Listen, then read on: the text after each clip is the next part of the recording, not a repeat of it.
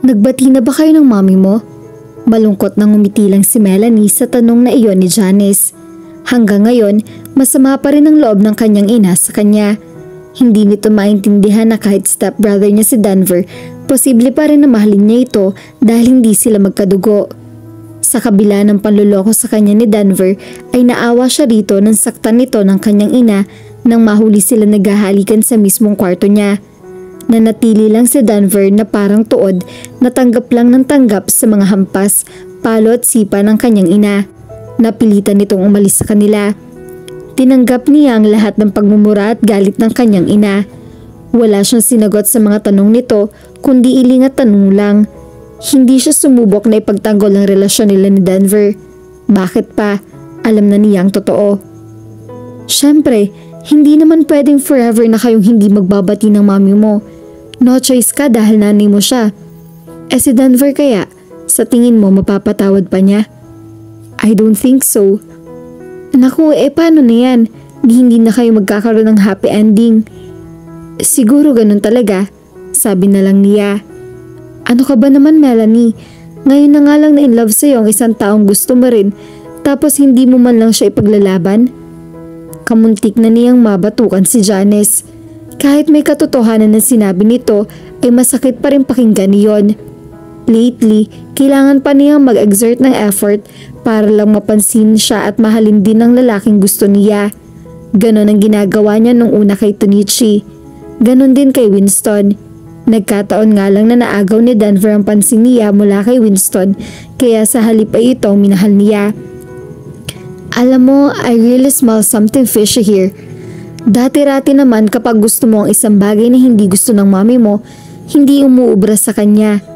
Iginigiit mo pa rin kung anong gusto mo. Bakit ngayon sa tingin ko, sunod-sunuran ka na sa mami mo?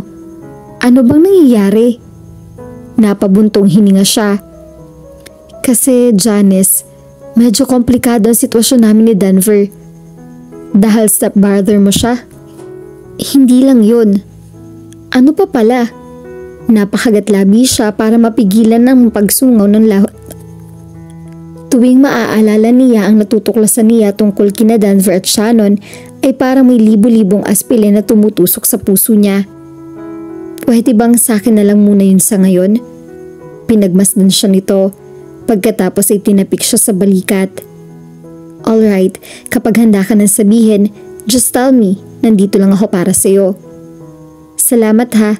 Alam ko kahit parang wala akong silbi ngayon, kahit hindi ko pa masabi sa'yo lahat, naiintindihan mo ako. Oo naman, pero pareho nating alam na yung friendship natin ni Via, hindi kailang alam lahat ng bawat isa ang tungkol sa isa't isa. Malalim na yon, hindi na mabubuwag pa. Napangiti siya. Parang kailan lang ay siya nagsasabi dito ng halos kaparehong mga linya.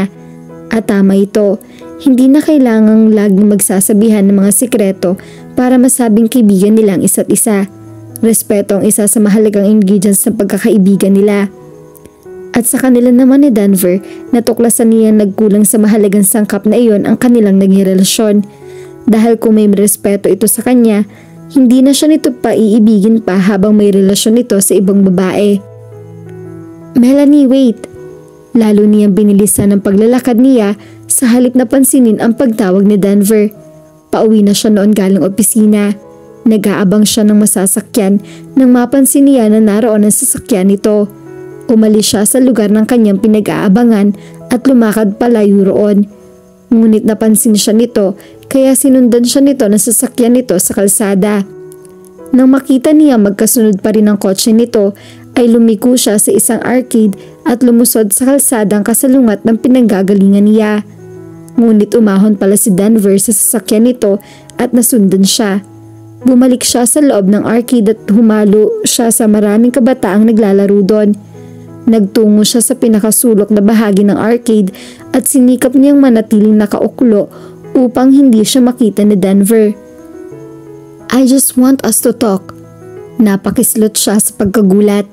Wala palang silbi ang pagtatago niya. Nalaman agad nito ang kinaroroonan niya. Kailangan natin mag-usap, Melanie. Hirap na ako sa sitwasyon natin. Nagbaba agad siya ng mga mata Nang makitang nangingitim na kalawang cheekbone nito, bunga ng panghampas ng kanyang ina. Nakadama na naman siya ng awa rito. Hindi dapat iyon kung nais niyang maging matatag sa desisyon niyang tapusin ang lahat sa kanila. Please, kausapin mo naman ako. Napakagatlabi siya. Ano bang meron sa boses nito para masunod siya? Dahil labag man sa kalooban niya, ay nagpaakay siya rito sa loob ng isang Italian restaurant doon din sa arcade na yon. Melanie, ipinaglaban ko ang pagmamahalan natin sa lahat. Kahit pati sa mami mo. Anito na hindi pinansin ng menu na ibinigay sa kanila ng waitress. Ipaglaban mo naman ako sa kanya, please. Hindi niya alam kung magaling lang ba talagang umarte ito o sincero ito sa sinasabi. But she knew better. Kung nilalaro lang siya nito, pwede din naman niyang laruin din ito. Makaganti man lang siya sa panloloko nito sa kanya. Disimuladong sumagap siya ng hangin para kalmahin ang mabilis na tibok ng puso niya. Marami na akong pagsuway sa ginawa ng mami ko, Denver. Siguro panahon na para sundin ko naman siya. Tama naman siya. Stepbrother kita. Pangit tingnan na magkaroon tayo ng ibang relasyon other than that. Lalo na sa paningin ng ibang tao. Pero hindi tayo magkapatid. Apelan nito. Kahit isang patak na dugo, wala magkatulad sa atin. Oo at stepbrother mo ako. Pero wala namang batas na nag-uutos na hindi tayo pwede mag-ibigan. I'm sorry, Denver, pero nagdesisyon na akong putulin na lang ang kung anong meron sa atin. Bago pa lang tayo, I'm sure makakalimutan din natin ang feelings natin sa isa't isa. Ikinulong nito sa mga palad ang isang kamay niya. Hindi niya magawang hilahin iyon. Hindi ko magagawang kalimutan yon. I'm sure ganun ka rin. Mahal natin ang isa't isa. Bakit kailangan natin mag-suffer ng ganito? I've decided not to love you anymore. Nagpipigil na emosyong pahayag niya. Ganito lang ba kababaw ang pagmamahal mo sa akin? Ayokong paniwalaan ganito lang yun, Melanie. May pakiramdam to. Anito habang nakaturo sa sariling dibdib. Nararamdaman nitong mahal mo ako, and I know you know too that it was the most important thing. Sana maisip mo yon. Hindi naman natin babaliwalay ng mami mo.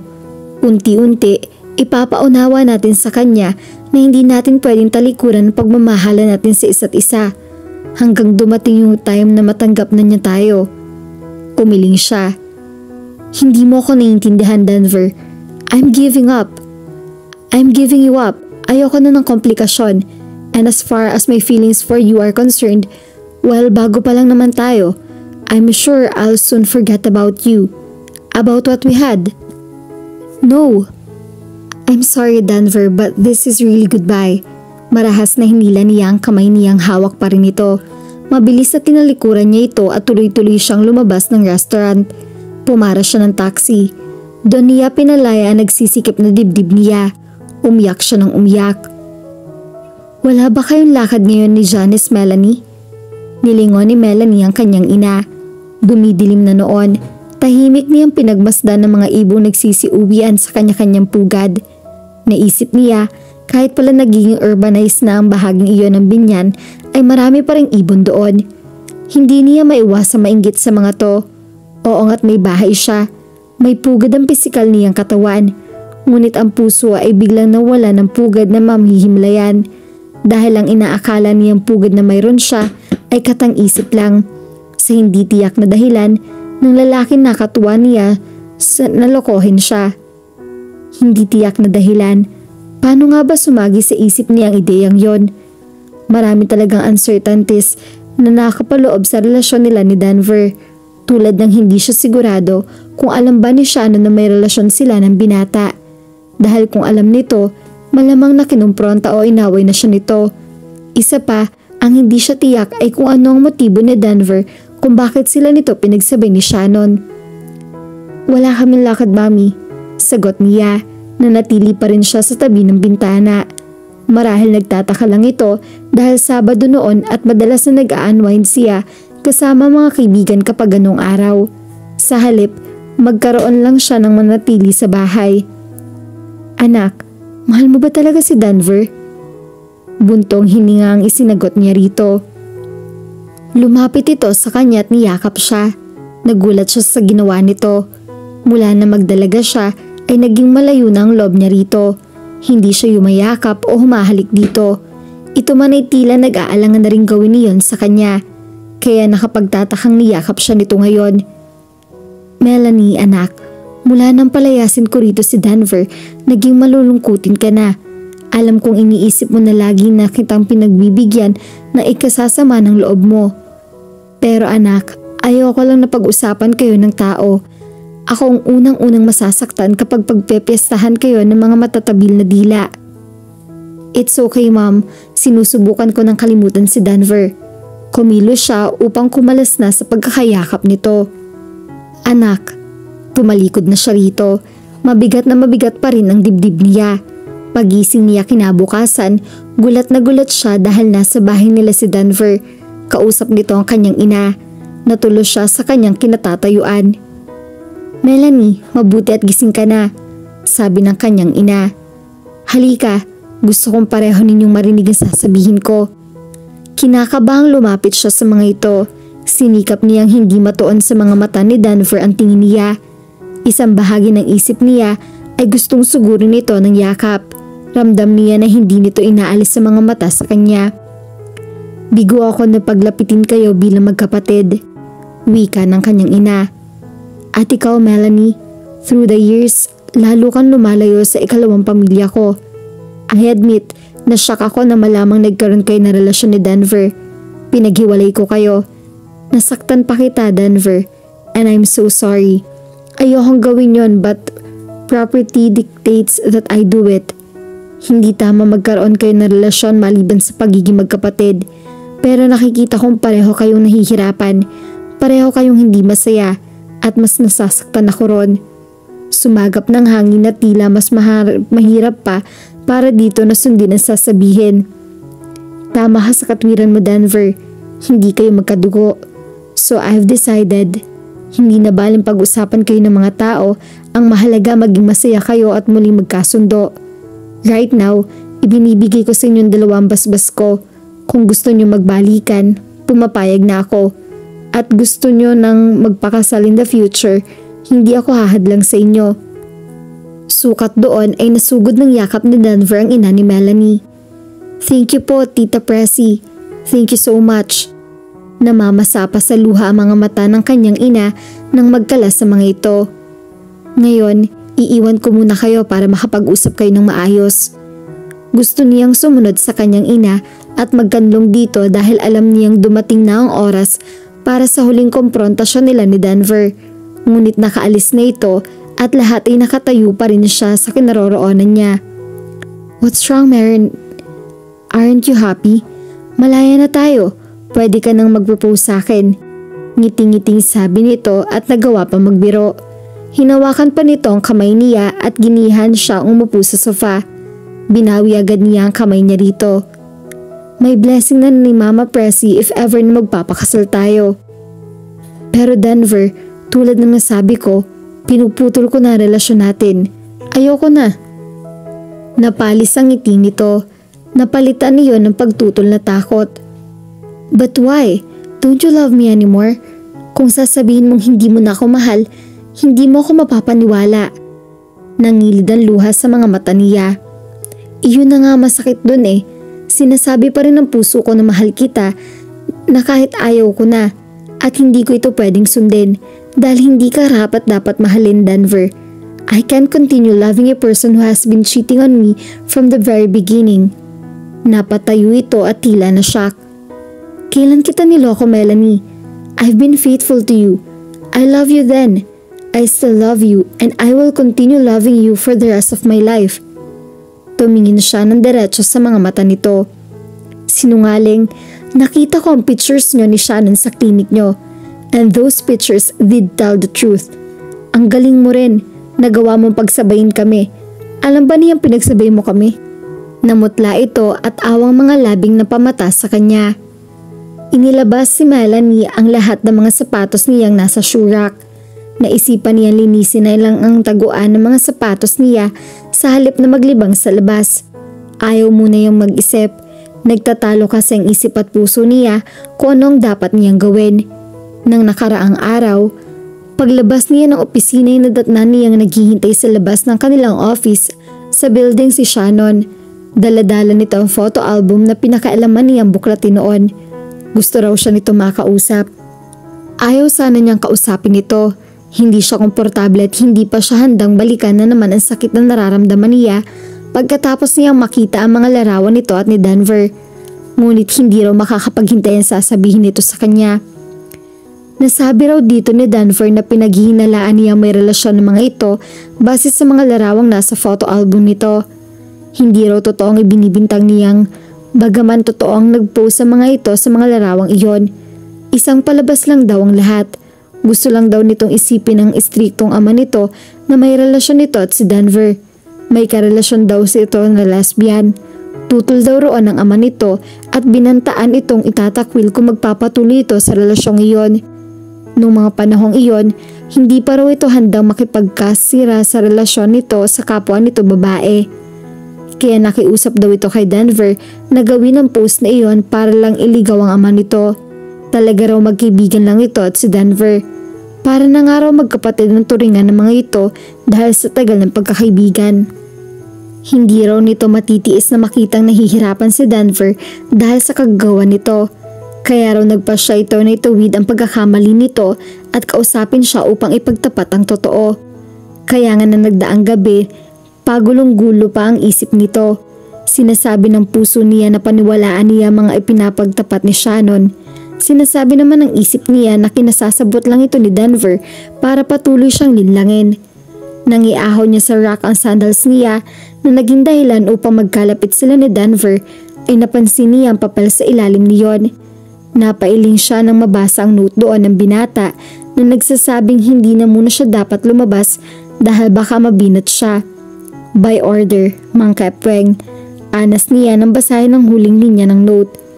Dahil yata roon kaya nanumbalik sa isip niya ang lahat ng ginawa sa kanya ni Denver. Ang mga bangayan nila, ang pagbibiruan, ang pag-aasaran at ang mga pagtulong at pag-aasikaso nito sa kanya. Kakambal na mga sermon o pag-aalaska. Most of all, she missed their intimate moments when she was constantly showered with hugs and sweet kisses. She missed those times terribly, and she missed him terribly too. Iyon lang ang matinding sa puso at isip niya. Maaring malayo rito ang mga katangiang nakalagay sa checklist niya. Ngunit ito ang gusto ng puso niya. Flaws and good qualities included. Kahit na palagi niyang pinagpipintasan ito noon at inihihilera sa hulihan ng listahan ng mga lalaki magugustuhan niya. Dapat nga lang ba niyang bigyan ng chance si Denver? Dapat ba niyang kalimutan na lang ang kanyang mga pagdududa?